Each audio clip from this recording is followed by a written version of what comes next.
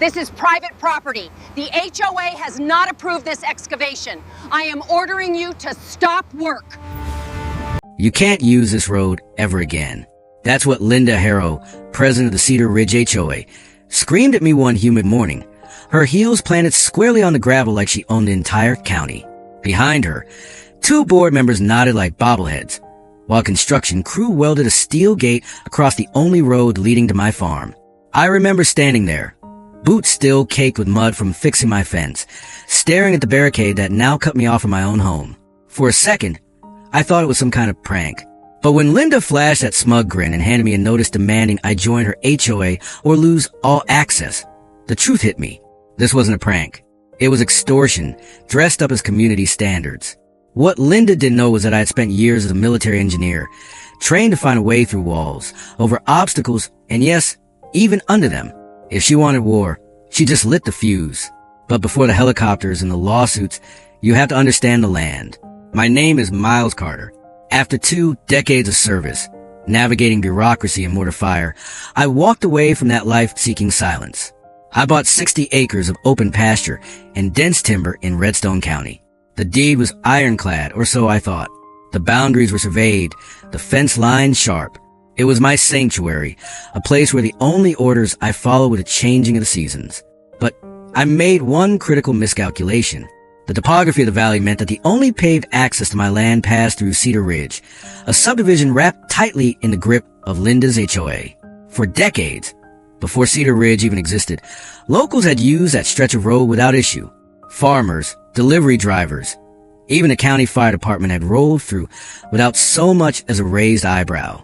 It was an established easement, a lifeline for the properties tucked behind the subdivision. But the moment Linda grabbed a gavel as HOA president, she didn't see a road. She saw leverage. She wasted no time delivering her verdict. To her, the road wasn't public access. It was a toll booth. She demanded I join the HOA, pay their exorbitant monthly dues, and subject my 60 acres of farmland to their suburban bylaws regarding lawn height and paint colors. To anyone else, it might have sounded like a polite request for a community contribution. To me, it was extortion with a smile. I reminded her that my land had never been part of their subdivision, that my deed was independent. She didn't care. Linda was the kind of person who turned technicalities into weapons.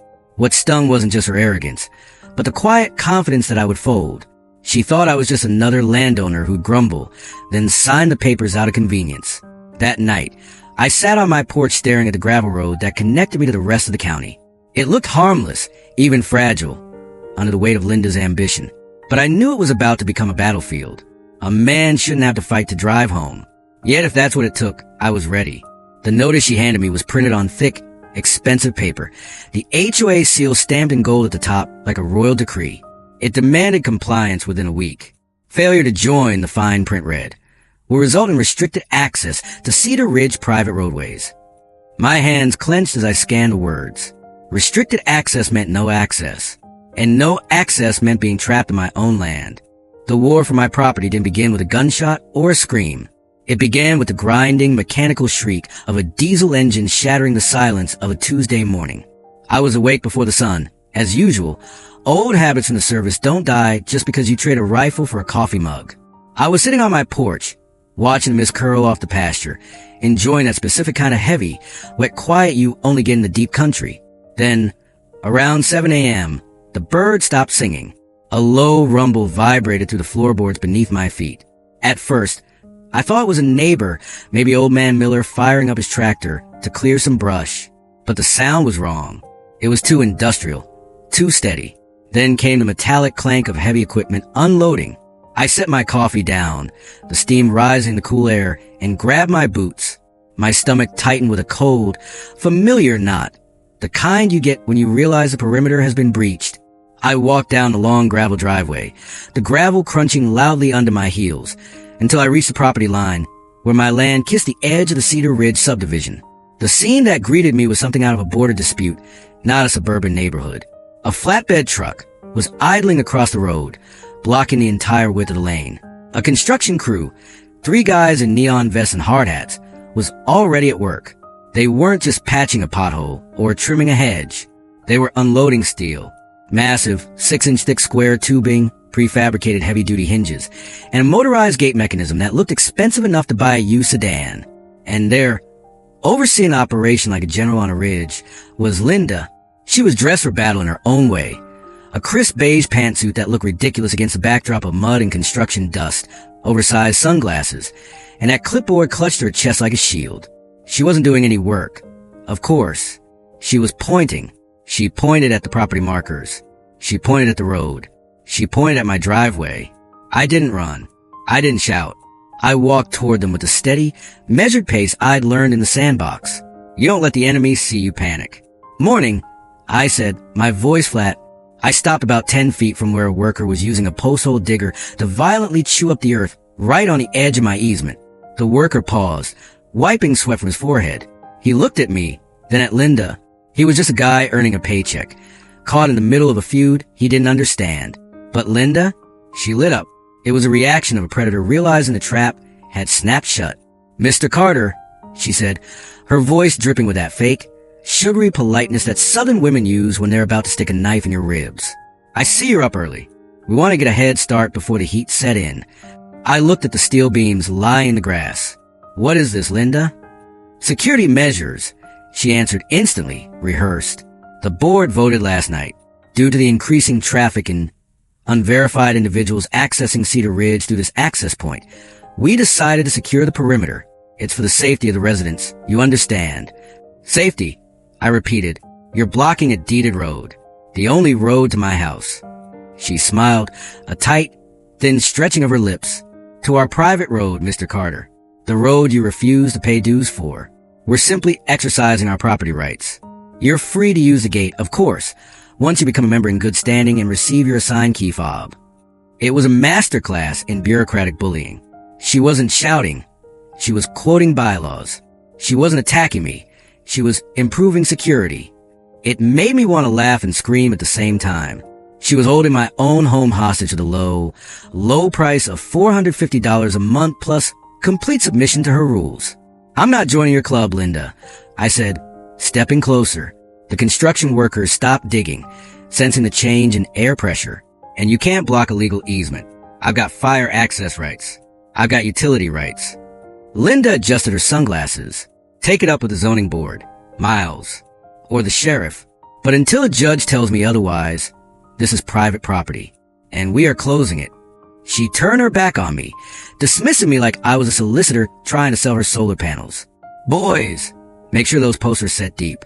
I don't want any sagging. I stood there for a long minute, calculating. I could physically stop them. I was bigger than the three workers combined, and I knew how to disable that truck in about 30 seconds. But that's exactly what she wanted. She wanted the angry veteran to lose his cool.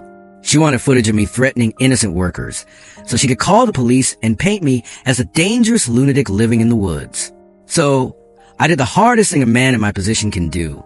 I turned around and walked back to my house. For the rest of the day, the sounds of construction were my soundtrack.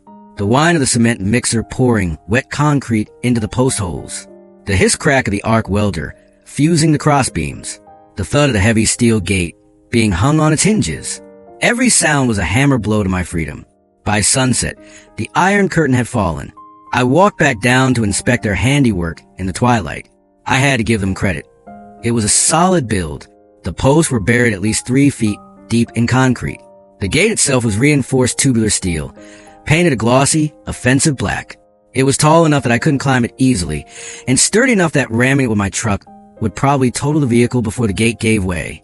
There was a keypad mounted on a gooseneck stand on the subdivision side, glowing with a mocking red LED light. I walked up to the bars. Through the steel gaps, I could see the road, my road, stretching out toward the county highway. Just 50 yards away, it might as well have been on the moon. I reached through and tried the keypad, punching in the generic codes. 0000, 1234, 1111. Nothing. Just a sharp electronic buzz of rejection. I rattled the gate. It didn't budge. There was no chain to cut, no padlock to shim. It was an electronic maglock system, rated for thousands of pounds of force. This wasn't just a fence. It was a siege engine. The reality of the situation began to settle in as the sun dipped below the tree line, casting long, prison bar shadows across my driveway. This wasn't just about an inconvenience.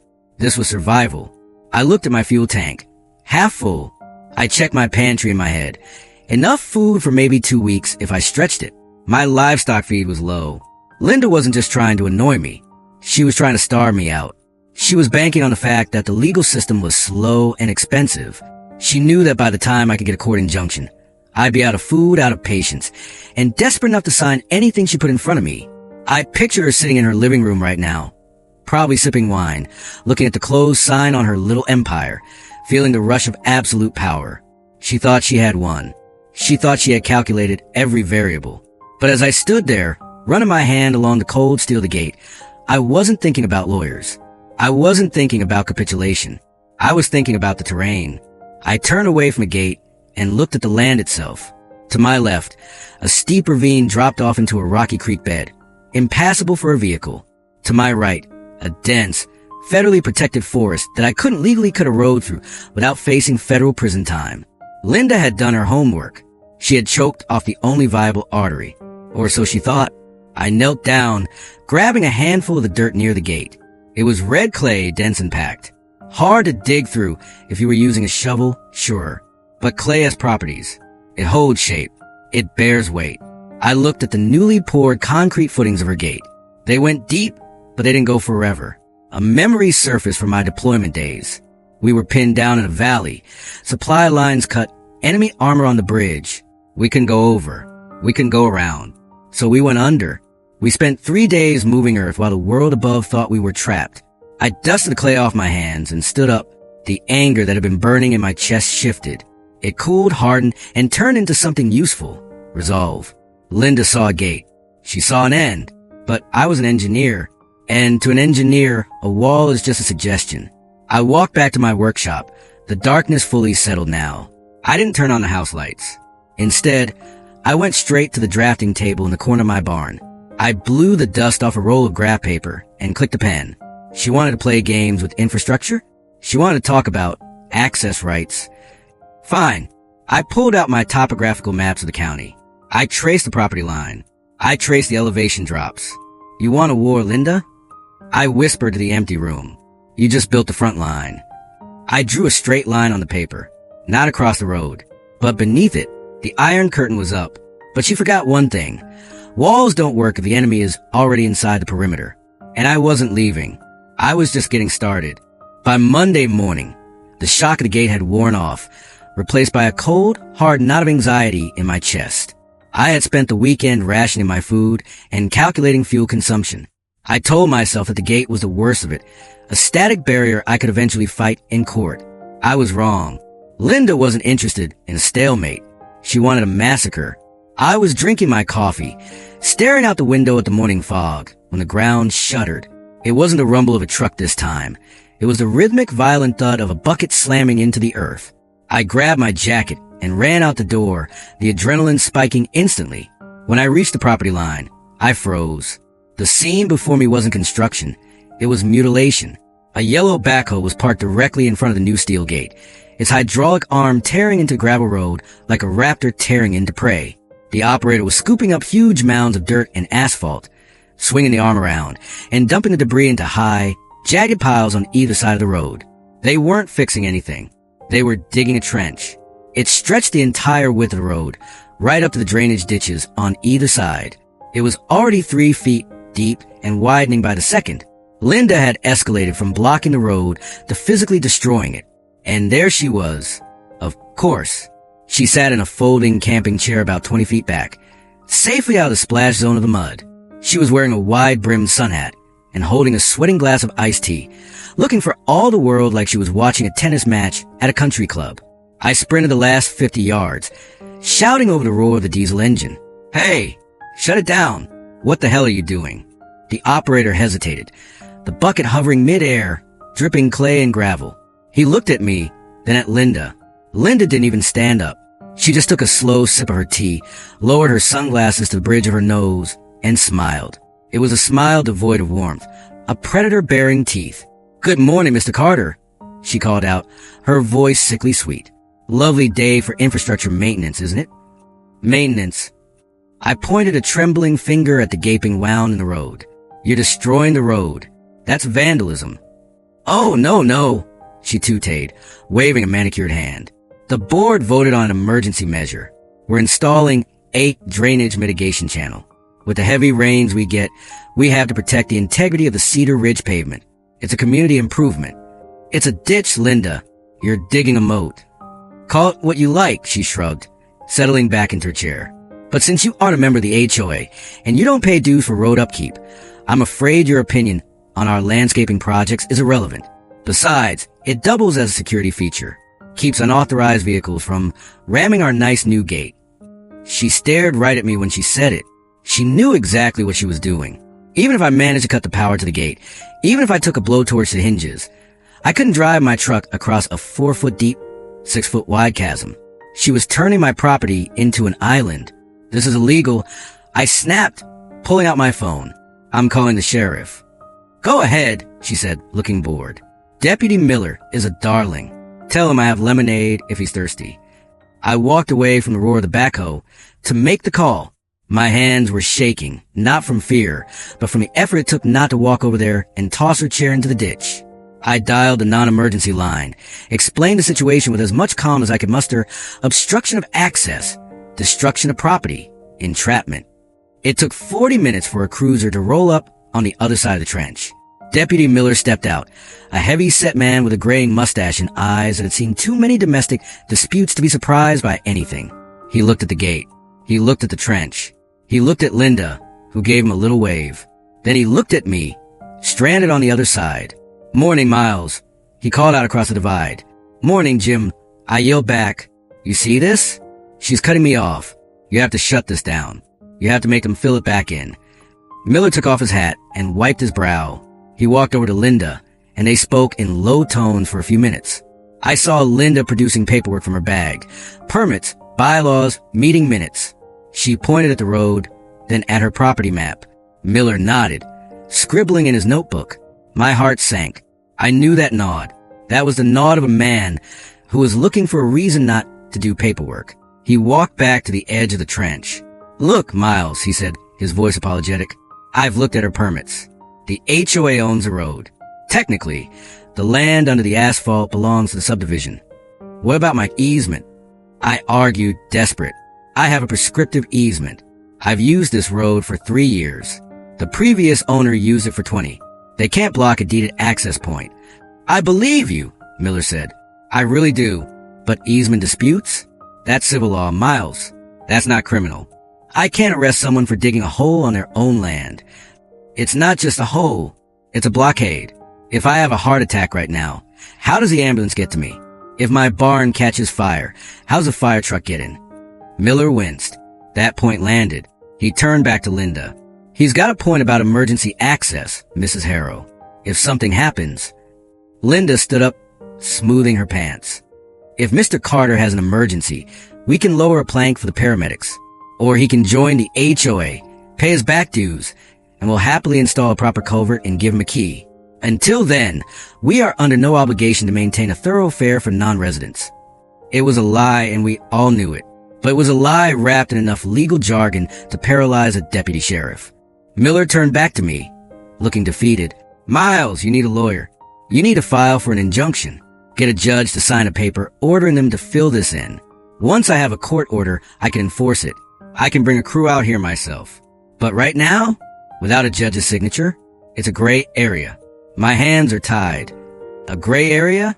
I laughed, a harsh, bitter sound. Jim, I'm trapped.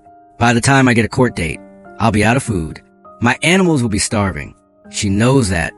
I'm sorry, Miller said, and I could tell he meant it. I really am. But I can't enforce a law that hasn't been written yet. Get a lawyer, Miles. Fast.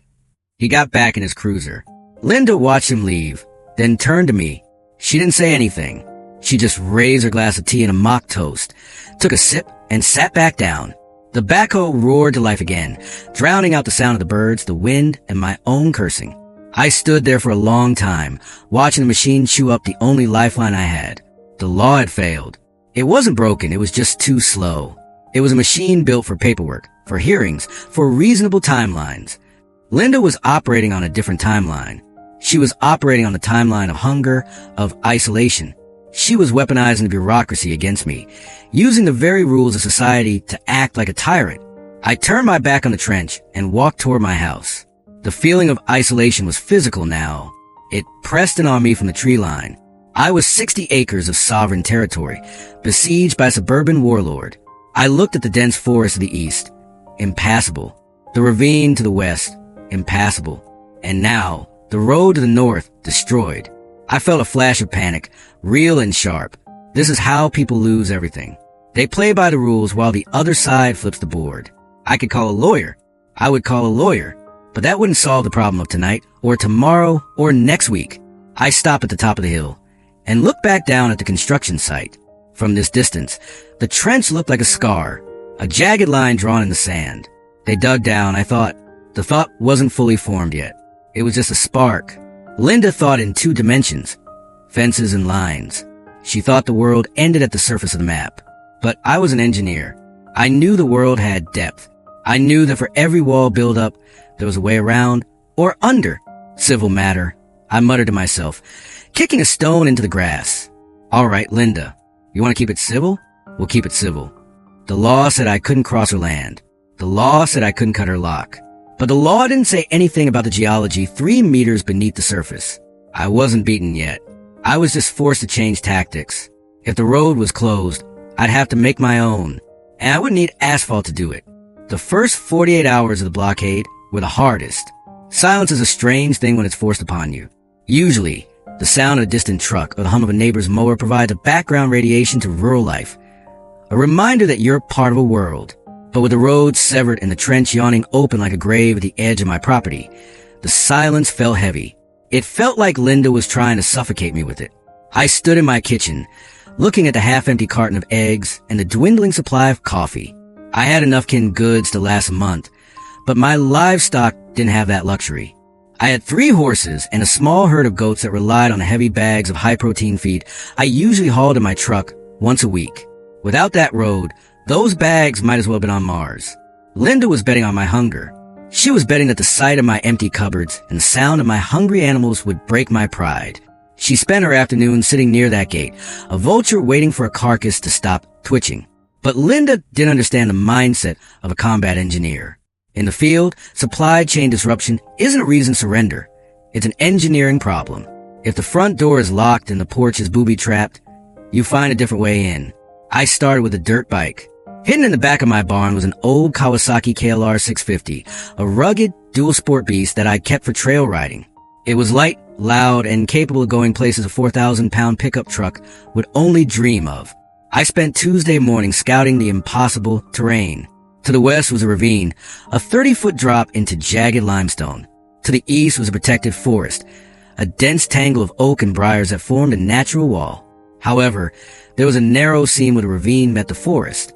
It was a steep, technical descent through loose shale and over fallen logs, barely wider than a handlebar's width. To anyone else, it was a suicide run. To me, it was a Class B tactical route. I geared up, helmet, gloves, and a heavy-duty rucksack. I took the descent slow, the engine of the Kawasaki growling. As I feathered the clutch, rocks skittered down into the creek below, and branches whipped against my chest. But I made it. I popped out onto a logging trail miles away from Cedar Ridge, hit the main highway, and rode into town. I bought what I could carry, fresh milk, coffee, and a few essentials. When I rode back toward the Harrow Fortress, an hour later, I didn't go to the gate. I took the back way. As I climbed the ridge overlooking the trench, I saw Linda. She was standing by her gate, looking down the road with her binoculars, probably wondering why my truck hadn't moved. I revved the engine, a sharp, aggressive brop, and waved as I disappeared into the tree line on my property side. Through the trees, I saw her sunglasses drop to her chest. Her mouth was a perfect O of indignation. That was a guerrilla tactic. But the real power fantasy was yet to come. I needed weight. I needed hundreds of pounds of feed and fuel. And for that, I needed the cavalry. I pulled out my satellite phone, the one I kept from my private contracting days, and dialed a number I hadn't called in 3 years. Jack, it's Miles. I've got a situation in Redstone County. How's the bird flying? Jack was a retired warrant officer who ran a small private charter and heavy lift service out of a regional airport 50 miles north. He'd flown me into some of the nastiest hot zones in the world. A suburban HOA blockade was a vacation for him. Miles, you old dog, I heard you went soft and became a farmer. What do you need? A medevac? Not yet. I chuckled.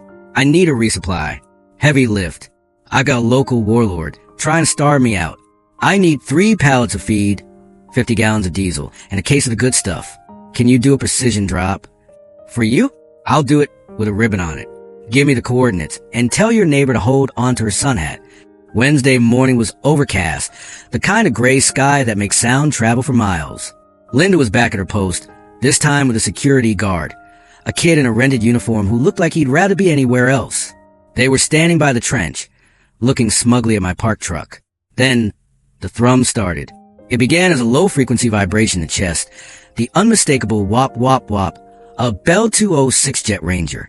It grew louder, echoing off the canyon walls until it was a roar. The helicopter cleared the ridge, staying low, just above the legal minimum altitude, and banked hard over the Cedar Ridge subdivision. Jack didn't just fly in. He made an entrance. He hovered directly over the HOA's private road for a long 10 seconds, the rotor wash kicking up a hurricane of gravel and dust. Linda's chair flipped over. Her iced tea was vaporized into a sticky mist. She was clutching her hat, screaming at the sky, her pantsuit billowing like a sail. Jack moved over my pasture, leveled out, and began to drop. He had the supplies on long lines. One by one, the heavy pallets of feed touched down softly in my field. The diesel drums followed, secured in reinforced slings. As Jack pulled away, he gave a quick siren chirp and a thumb up to the cockpit glass. I stood in the middle of my field, surrounded by enough supplies to last me 3 months, and raised a middle finger to the gate. Linda was hysterical. Within an hour, the paper terrorism began. She couldn't stop the helicopter, so she tried to bury me in violations. A security guard marched up to the fence line, but stayed on the side of the trench, and taped a notice to a stake. Violation 402, unauthorized aerial disturbance. Violation 607, storage of hazardous materials diesel, in view of residents. Violation 109, excessive noise. Each notice carried a fine of $500. I walked down, peeled the papers off the stake, and used them to wipe the grease off my dirt bike chain while Linda watched from behind the gate. "You're going to lose everything, Miles," she shrieked through a megaphone she'd apparently bought just for this occasion. "I have the sheriff on speed dial. I'm filing for soil destabilization. You're ruining the property values with your stunts." "Property values, Linda?" I shouted back. "You dug a 4-foot trench in the middle of the road. I think the ruining part is already handled." That night, Linda retaliated with light. She had the HOA maintenance crew install industrial-grade motion-activated floodlights on the gate. Every time a deer moved or a breeze caught a branch, my entire bedroom was illuminated like a police interrogation room. She also set up 3 high-definition security cameras, all pointed directly at my driveway. She wanted me to know I was being watched. She wanted me to feel the weight of her surveillance. I sat in my dark living room, the rhythmic flashing of the floodlights strobing against the walls. I looked at the pile of HOA notices on my coffee table. She was trying to build a cage out of paper and light. She thought she had mapped every inch of the battlefield. But as I watched the security guard pace back and forth in front of the gate, I realized something. Linda was obsessed with the surface. She was obsessed with what she could see through her binoculars and what her cameras could record. She was looking at my truck. She was looking at my field. She wasn't looking down. I pulled out my military engineering manual and a headlamp. I looked at the survey map again. The trench was 4 feet deep. The gate footings were 3 feet deep. "Okay, Linda," I whispered. "You want to play gatekeeper? I'll give you a gate you'll never see coming." The idea was fully formed now. I wasn't going to fight her for the road. I was going to remove the need for it entirely. I was going to go beneath the iron curtain, beneath the moat, and beneath her very feet. The guerrilla war was over. The engineering phase had begun. The floodlights Linda had installed were meant to be a psychological cage, but for a man who had spent months in bunkers under intermittent shell fire, they were just a free light source. I sat at my kitchen table, shielded from the direct glare by a heavy curtain, with a topographical map spread out before me. Linda thought she had won because she controlled the $X and $Y axes of the map. She held the lines on the ground. But in the military, we're taught to think in 3 dimensions. If you can't go through a blockade, You go over it or you go under it. The helicopter had been a temporary over solution, a tactical jab to let her know I wouldn't starve. But for long-term survival, for the power fantasy of truly reclaiming my land, I needed something permanent.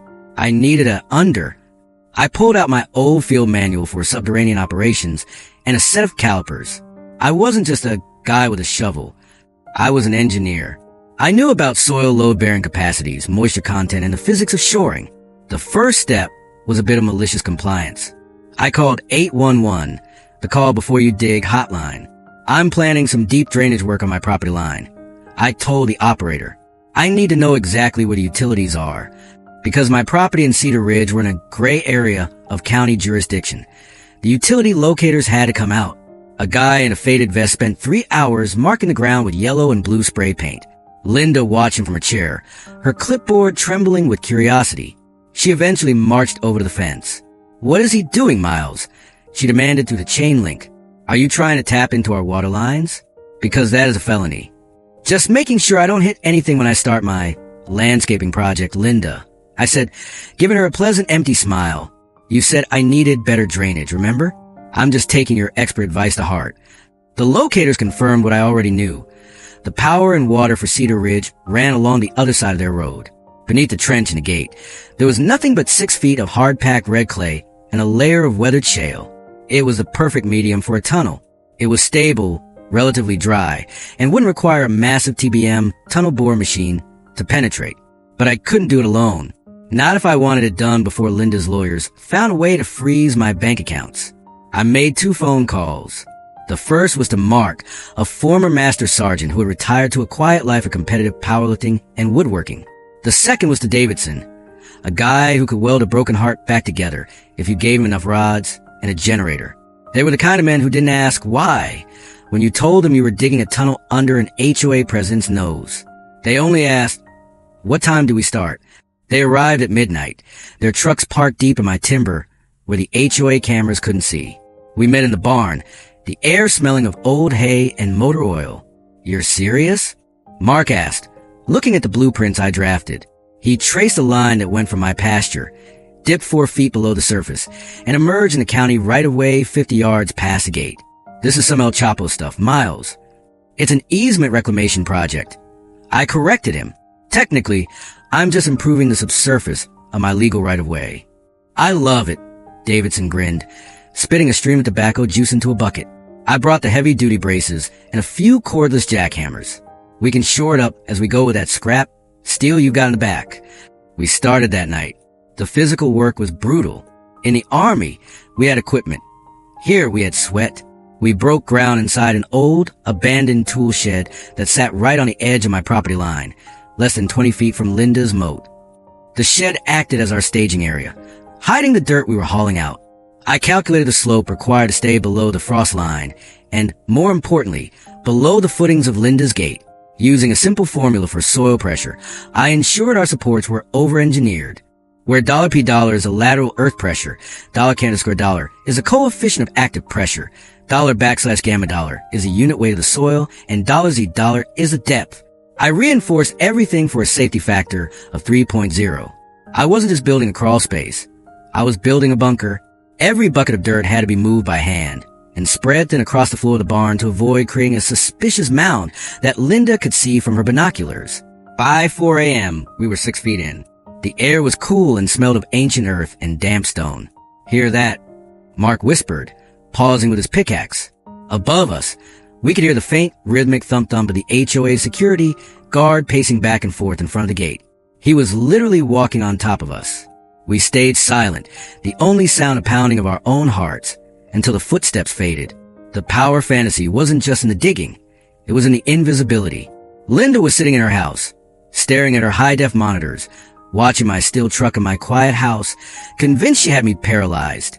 She was looking for movement on a screen, but the real movement was happening in the dark, beneath the roots of the trees, inch by painstaking inch. By the end of the first week, we had reached the danger zone, the area directly beneath the trench. The soil here was looser because of the backhoe's disturbance.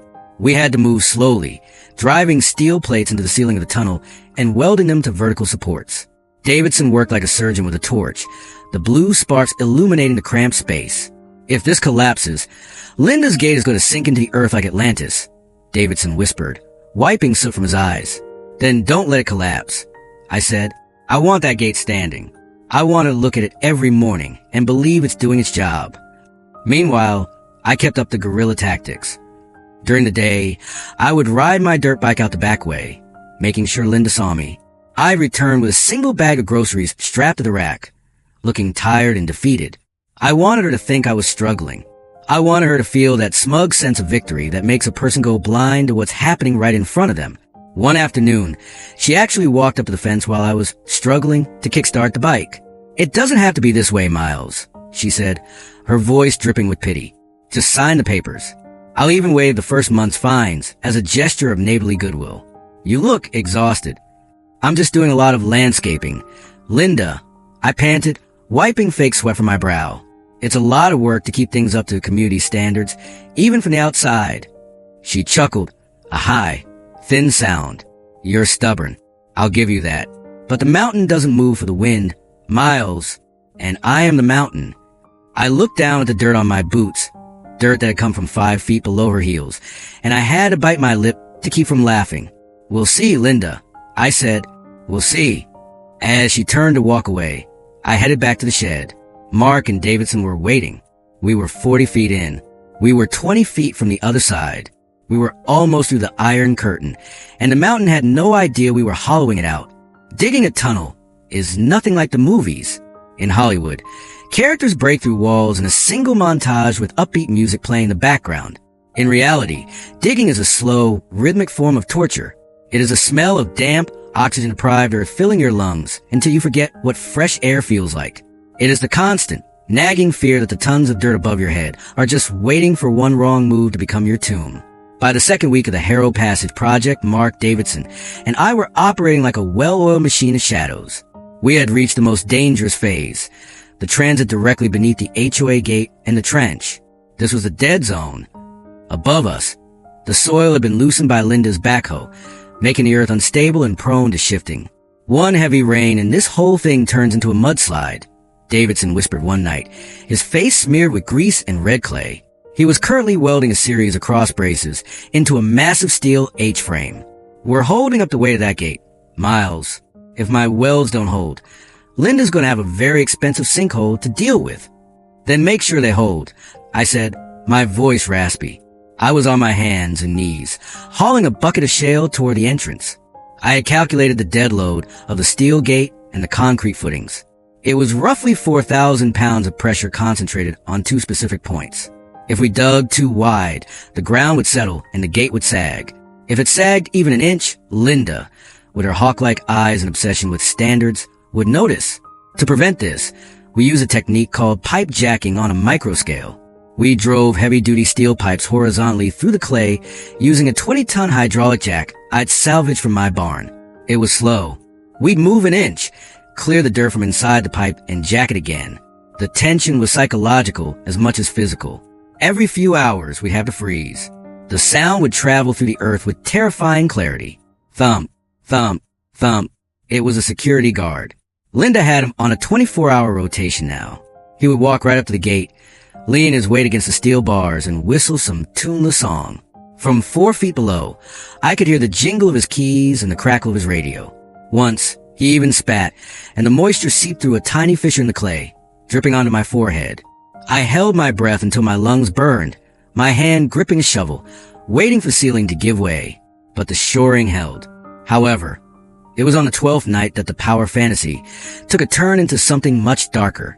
We were about 15 feet past the gate, officially beneath the private road of Cedar Ridge, when my pickaxe hit something that didn't sound like rock or clay. It was a hollow metallic clink. "Stop," I hissed. Mark and Davidson went still.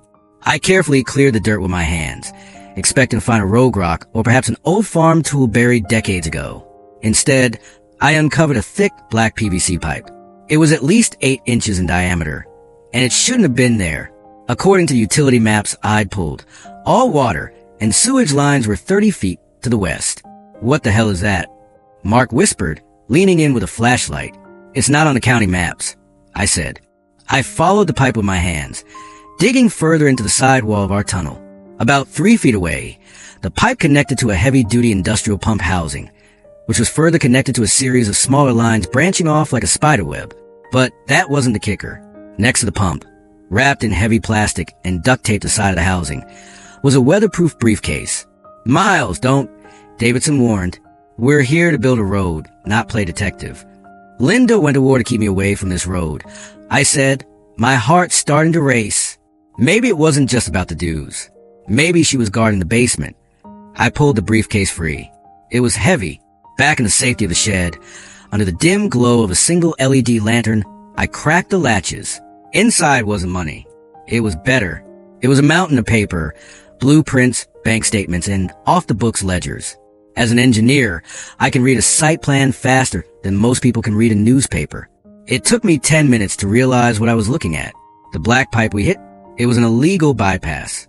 Linda and the HOA board had secretly diverted the subdivision's main storm drainage system. Instead of connecting to the county's expensive treatment facility, they had routed the entire neighborhood's runoff and some of the gray water directly into protected wetlands at the edge of my property. They were bypassing environmental taxes and utility fees, saving the HOA hundreds of thousands of dollars, while slowly poisoning the water table of the entire valley. My water table. But the massive fraud went deeper. The ledgers showed that the savings from this illegal bypass weren't going back into the community fund. They were being funneled into a private LLC registered to a LH management. LH, Mark whispered. Linda Harrow. She isn't just a Karen, I said, a grin finally spreading across my face. A real, dangerous grin. She's a racketeer. She used the HOA dues to build her own personal slush fund, and she used a security gate to make sure no county inspectors ever drove down this road to check the drainage points. The gate wasn't just to keep me out. It was to keep the truth in. Suddenly, all her aggression made sense. Every violation notice, every noise complaint, every inch of that 4-foot trench was designed to keep me, the stubborn veteran with an engineering background, from noticing that the creek on my land was turning brackish and the soil was becoming acidic. "Miles," Davidson said, looking at the papers, "this is enough to put her away for a decade. We should call the EPA right now." "No," I said, closing the briefcase. "Not yet. If we call them now, they'll cordon off the whole area. They'll stop the tunnel. Linda will hire a high-priced lawyer and claim the pipes were pre-existing or blame some defunct contractor. I want her to feel the floor fall out from under her. I want the power fantasy to be complete. What are you thinking? We finish the tunnel," I said. "We make our exit. And then we invite the world to see what Linda's been hiding under her pristine neighborhood." The next 3 nights were a blur of frenzied activity. We didn't just dig. We worked with a new sense of purpose. We reinforced the tunnel with extra care, making sure it was wide enough to fit a standard pickup truck. I even installed a small, hidden sump pump to deal with any moisture, ironically using a battery system that would be recharged by a solar panel hidden on my shed roof. On the 15th night, we hit the jackpot.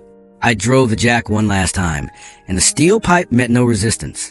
I cleared the last 6 inches of soil, and a cool, fresh breeze rushed into the tunnel. I climbed to the hole and found myself standing in a thicket of brush in the county right of way, exactly 55 yards past Linda's gate. I looked back at the subdivision. From the outside, it looked like a perfect, sleepy American dream. The streetlights were glowing, the lawns were manicured, and the gate stood like a silent sentry. Linda thought she had me in a cage.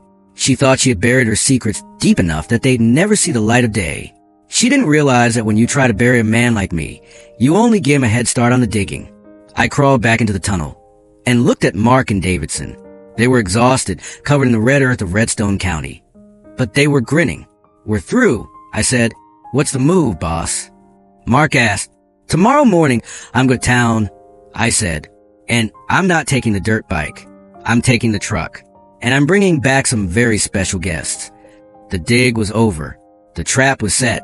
Linda Harrow was about to find out that the mountain she thought she was actually hollow, and I was the one holding the match. The sound of a heavy-duty diesel engine roaring in a place where no road exists is a sound that defies logic. But on that Monday morning, it became the funeral dirge for Linda Harrow's little empire. I woke up before the sun had even managed to burn through the thick Redstone County fog. I spent an hour doing a final inspection of the Harrow Passage, tightening the last few bolts on the steel shoring. My Ford F-250, a 3-ton beast of American iron, was idling in the barn, its exhaust a steady, rhythmic heartbeat. Mark and Davidson stood by, their faces smeared with the red clay of the tunnel, eyes bright with the kind of predatory glee you only see in men who know a trap is about to spring. "You're sure about the clearance, Miles?" Mark asked, slapping the side of the truck. "It's a tight squeeze. You've got maybe 3 inches on either side. In the engineers, 3 inches is a highway," I replied, shifting the truck into 4 low. Let's give her the show she paid for. Driving a full-size pickup truck into the earth is a surreal experience. The world shrinks instantly. The headlights cut through the subterranean gloom, reflecting off the damp clay walls and the gleaming steel supports Davidson had welded. The engine roar was deafening, bouncing off the ceiling just feet above my head. I could feel the vibration of the earth through the steering wheel. Somewhere above me at the surface was a road Linda thought she had conquered. I moved at a crawl. Every second felt like an hour. When the tires rolled over the section directly beneath the HOA steel gate, I held my breath. I could visualize a security guard standing right above me, perhaps checking his watch, completely oblivious of the fact that 3 tons of steel and fury were gliding beneath his boots. And then the light appeared. At first, it was just a pinprick of gray at the end of the shaft. Then it widened into a brilliant, blinding circle. I gave the engine a little more juice, the turbo whistling, and the truck lunged forward, bursting through the thicket of brush on the county right-of-way. I emerged like a ghost passing through a wall, exactly 50 yards past the gate, past the trench, and past Linda's authority. I stepped out of the cab, the cool morning air hitting my face, and I felt a surge of pure, unadulterated triumph. I didn't drive away. I parked the F-250 right there on the shoulder, pulled a thermos of hot coffee from the seat, leaned against the hood, and waited. I knew Linda's routine. She arrived at the gate at exactly 8:05 a.m. to inspect the perimeter, which was her way of gloating over my isolation. At 8:07 a.m., her white SUV rolled up on the other side of the gate. Linda stepped out, dressed in a sharp navy blazer, her clipboard tucked under her arm. She marched up to the steel bars, looking toward my house with a smug, satisfied expression. But then, she heard the hum of my idling engine. She turned her head toward the county road, looking past the gate. Her sunglasses slid down to the tip of her nose. Linda stood frozen. She looked at my truck, the truck she believed was trapped behind her barricade, sitting proudly on the public road. She looked at the gate, which was still locked. She looked at the trench, which was still 4 feet deep and filled with muddy water. Her brain was visibly misfiring.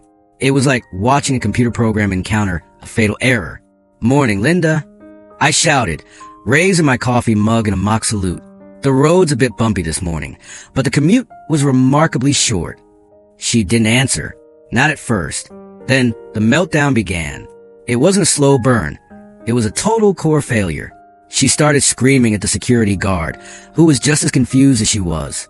She ran to the gate, grabbing the steel bars and shaking them with a desperate, frantic energy.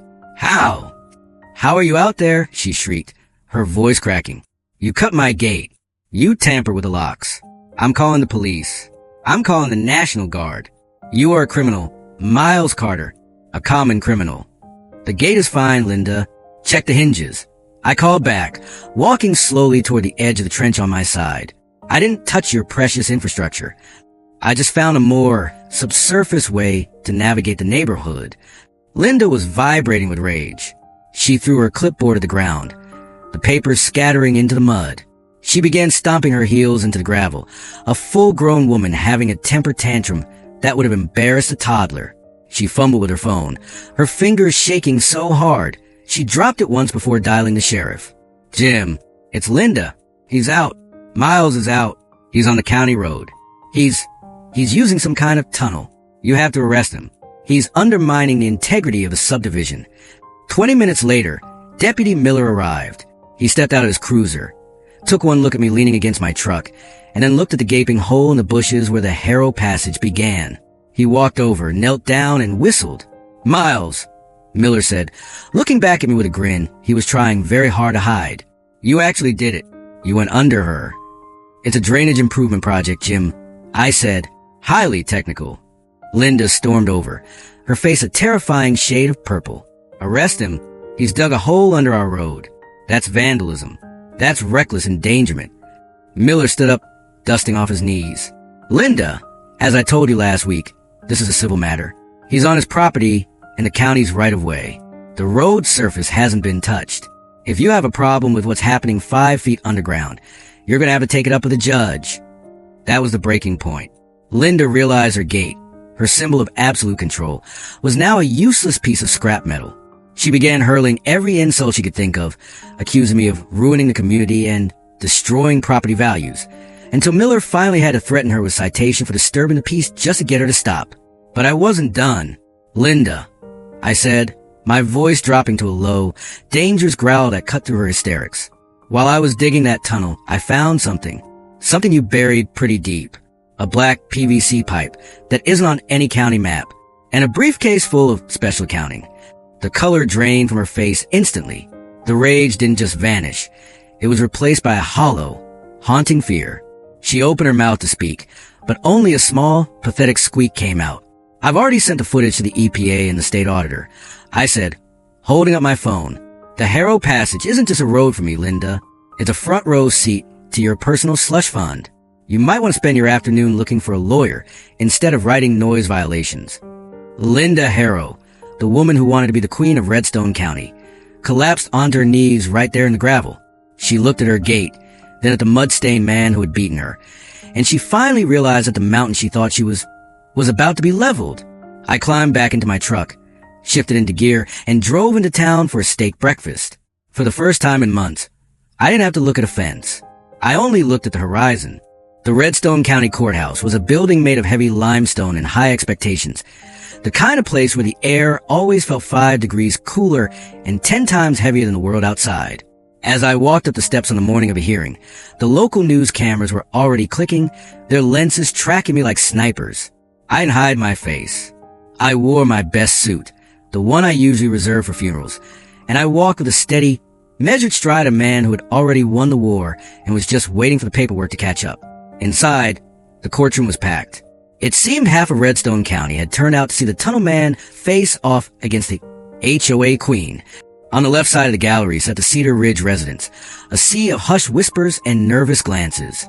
Some looked at me with newfound respect, while others, the ones still loyal to the old regime, stared with cold hostility. On the right side were my people, local farmers, veterans, and even the UPS driver who had become a viral sensation. Linda Harrow was already at the plaintiff's table. She looked like she had spent the last week in a high-pressure steamer.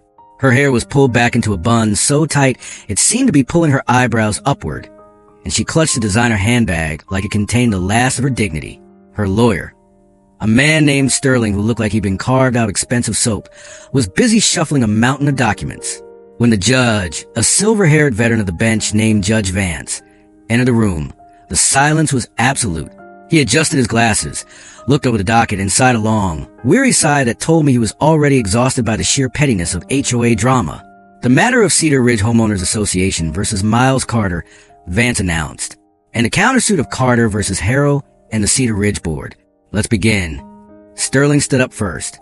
He spent 20 minutes painting me as a rogue element, a disgruntled, dangerous individual who had used military-grade tactics to undermine the safety of a peaceful community. He showed photos of the tunnel entrance, calling it a death trap and a monument to lawlessness. He argued that I had violated every tenant property law and that the HOA had acted in good faith to protect its residents from an uncooperative outsider.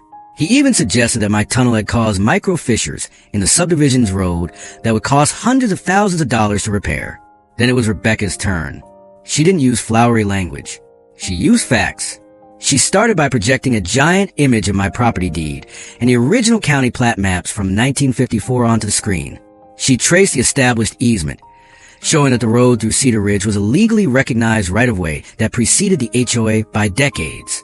She then played the video of the ambulance being blocked by the trench.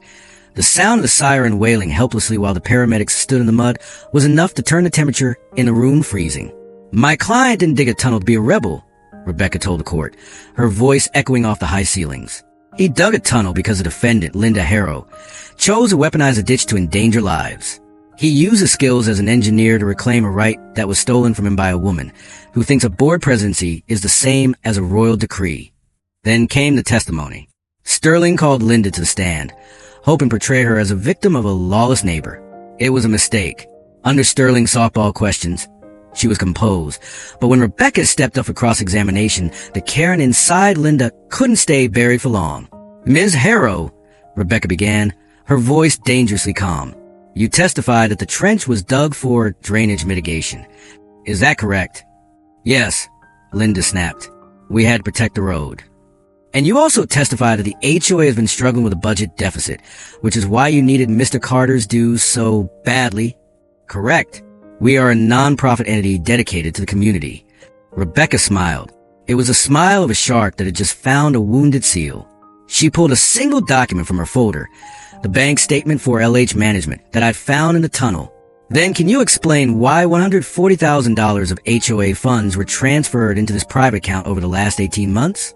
An account that bears your initials and your home address." The room went so quiet you could hear the hum of the air conditioner. Linda's face went through 4 different shades of gray. Sterling jumped up, shouting about relevance and unauthorized evidence, but Judge Van silenced him with a single look. "The evidence was found on a pipe that was illegally installed on the plaintiff's own property line," Rebecca said to the judge. "It is highly relevant to the motive behind the blockade." "Ms. Harrow," Judge Vance said, leaning forward, "answer the question." I, that's for management fees." Linda stammered, her voice rising in pitch. "I spend 40 hours a week managing that subdivision. I deserve to be compensated. You have no idea what I've done for those people. I kept the property values up. I kept the trash out." She pointed a shaking finger at me. The composed, professional president was gone. In her place was a raw, unfiltered entitlement that had fueled this entire war. "He's just a farmer," she shrieked, ignoring her lawyer's desperate tugs on her sleeve. "He doesn't belong there. That road is mine. I decided who drives on it. I am the president of Cedar Ridge, and what I say goes." Judge Vance didn't even use his gavel. He just stared at her for a long, uncomfortable minute. "You are the president of a homeowners association, Ms. Harrow," he said quietly, "not the owner of the county. You have just admitted, under oath, to the commingling of funds and the intentional obstruction of a legal easement." The rest of the hearing was a slaughter. Rebecca brought in an expert from the EPA who confirmed that the drainage pipe I found was an illegal bypass that was dumping pollutants into the local creek. By the time the judge was ready to deliver his verdict, Sterling was sitting with his head in his hands, and Linda was staring at the wall, her empire crumbling in real time. "The court finds in favor of the defendant, Miles Carter, on all counts," Judge Vance announced. "The HOA's lawsuit is dismissed with prejudice. Regarding the countersuit, the court finds that Ms. Harrow and the board acted with malice. I am issuing an immediate permanent injunction. The gate and the trench are to be removed within 48 hours at the HOA's expense. Furthermore, the court awards Mr. Carter $300,000 in compensatory and punitive damages, to be paid personally by Ms. Harrow and the board members who signed off on this illegality." The gallery erupted. My friends were cheering, but I just sat there, exhaling a breath I felt like I'd been holding for months. "And one more thing," Judge Vance added, his eyes locking onto Linda. "Given the evidence of financial fraud and environmental crimes, I am referring this matter to the district attorney and the EPA for criminal prosecution. Ms. Harrow, do not leave the county." Linda didn't even move. She looked like a statue of a woman who had realized too late that when you dig a hole for your neighbor, you usually end up being the one who falls into it. I stood up, shook Rebecca's hand, and walked out courtroom. The power fantasy was no longer a fantasy. It was a matter of public record. 2 days after the verdict, the sound of machinery returned to the boundary of my property. But this time, it wasn't the sound of an invasion.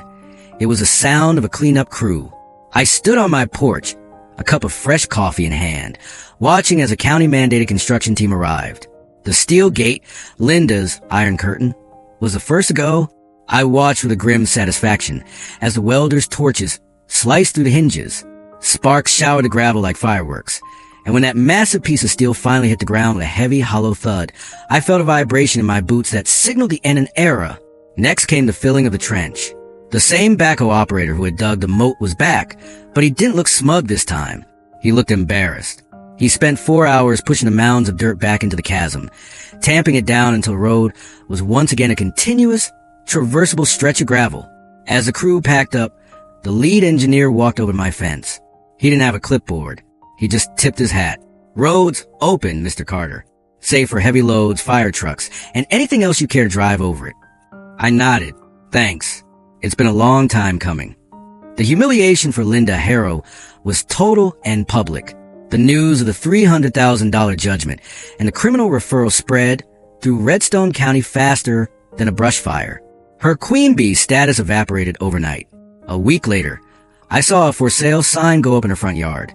It wasn't a choice between personal fines, illegal fees, and impending criminal investigation into her LH Management slush fund. She was bankrupt. She couldn't afford to live in the community she had tried to rule with an iron fist. I happened to be driving my truck to the front gate, of course. As the moving van was being loaded, Linda was standing in her driveway, clutching a box of kitchenware, looking smaller than I'd ever seen her. The sharp blazer was gone, replaced by a rumpled sweater. Her hair was a mess. I slowed the truck to a crawl. I didn't yell. I didn't gloat. I just looked at her. She caught my eye, and for a second, the old Karen spark flared up. Her lip curled, and she looked like she wanted to scream a noise violation at me one last time.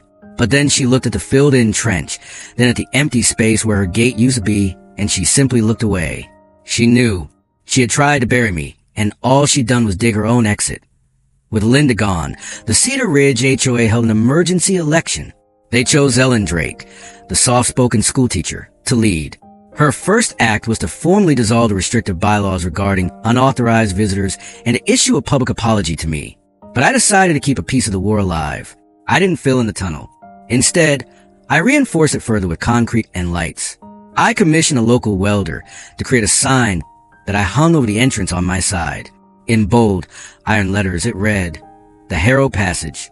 It became a local legend. People from 3 counties away would drive out just to see the tunnel that beat the HOA. I'd see them parked on the shoulder, taking pictures. Sometimes I'd walk down and give them a tour. I started a small donation box at the entrance. All proceeds went to the local volunteer fire department, the very people Linda had tried to block from my land. Life on the farm finally became what I had envisioned when I left the service. Quiet. The UPS driver honks every time he passes now, a friendly two-tap on the horn. The horses are fed, the barn is quiet, and the only rules I follow are the ones dictated by the weather. I sat on my porch last night, watching the moon rise over the valley. The Harrow Passage was lit up, a small glow in the distance. It reminded me of a fundamental truth I'd learned in the military and had reaffirmed in the dirt of Redstone County. Power is a fragile thing. It relies on the silence of the bullied and the slow turning of the law. But when you stand your ground, when you use your brain, your hands, and your rights, you realize that no gate is tall enough to stop a man who knows how to dig. Linda thought she was a mountain. She thought she was the law. But she forgot that the ground belongs to the people who aren't afraid to get their hands dirty.